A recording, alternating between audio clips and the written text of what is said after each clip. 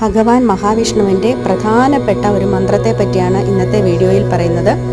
ഈ മന്ത്രം ജപിച്ചാൽ ഏത് പ്രതികൂല സാഹചര്യങ്ങളെയും ഈശ്വരാനുഗ്രഹം കൊണ്ട് മറികടക്കാൻ സാധിക്കും.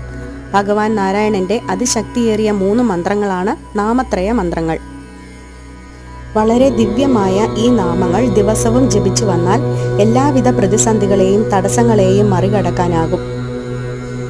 ഈശ്വരാധീനക്കുറവും ഭാഗ്യക്കുറവും മഹാരോഗങ്ങളും മാറി ജീവിതത്തിൽ ഐശ്വര്യവും ഈശ്വരാധീനവും വന്നു ചേരും.